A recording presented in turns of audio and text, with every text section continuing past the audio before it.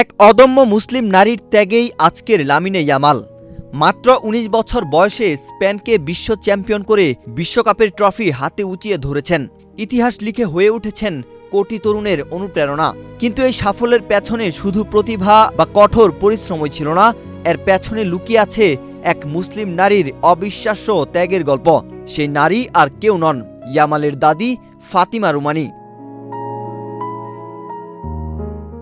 ভারতীয় সংবাদ মাধ্যম টাইমস অব ইন্ডিয়ার এক প্রতিবেদনে উঠে এসেছে, বহু বছর আগে পরিবারের ভবিষ্যতের কথা ভেবে মরক্কো ছেড়ে একাই স্পেনে পাড়ি জমান ফাতিমা।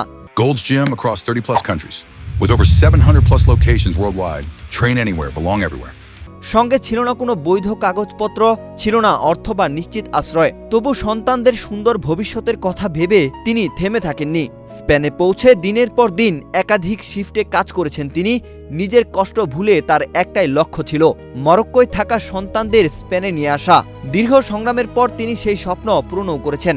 নিজের সন্তানদের স্পেনে নিয়ে আসতে সক্ষম হয়েছেন। তাদেরই একজন ছিলেন ইয়ামালের বাবা মুনির নাসুরাই। এরপরও শেষ হয়নি ফাতিমার লড়াই।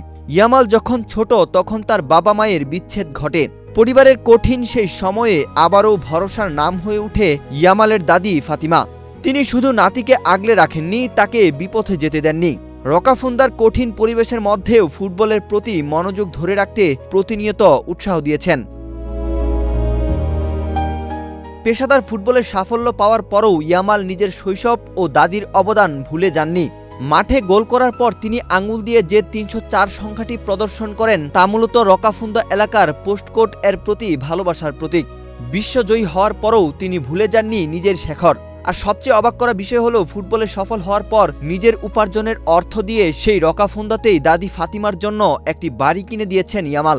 কারণ তার বিশ্বাস, ট্রফি জয়ের চেয়েও বড় সুখ হলো নিজের বাবা মা ও দাদিকে ভালো রাখা। ওয়াহিদ হুসাইন জিহাদ, বাংলাদেশ প্রতিদিন।